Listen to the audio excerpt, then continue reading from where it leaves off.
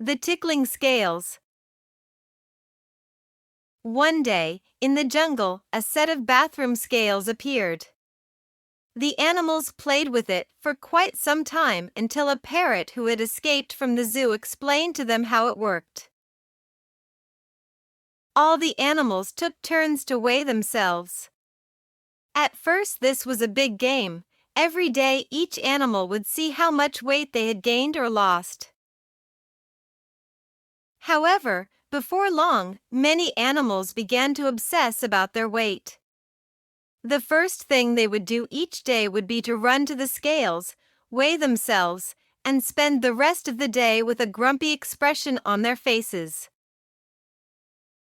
This because, no matter what the scales said, the animals always weighed the same, in other words, more than they wanted to. As the months passed, the scales began to suffer the animals' disapproval. The scales were regularly kicked or given poisonous looks. One day, the scales decided that from the following morning things would have to change. That morning, the first to run to weigh itself was the zebra. However, as soon as it stepped onto the scales began tickling the zebra's hooves.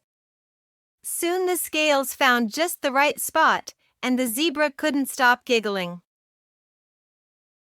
This was so much fun for the zebra that from that day on it no longer worried about its weight, and off it went to happily eat its breakfast for the first time in ages. The same happened to whoever went to weigh themselves that day, so that, before long, no one was worried any longer about their weight. Rather, they all commented on how much fun the scales and its tickling were. As the months and the years passed, the scales stopped reading weight and began reading good humor and optimism instead. Soon everyone happily discovered that this was a much better indicator of beauty and a person's value. Finally, in the jungle, everyone forgot about that antiquated and old-fashioned measurement known as the kilo.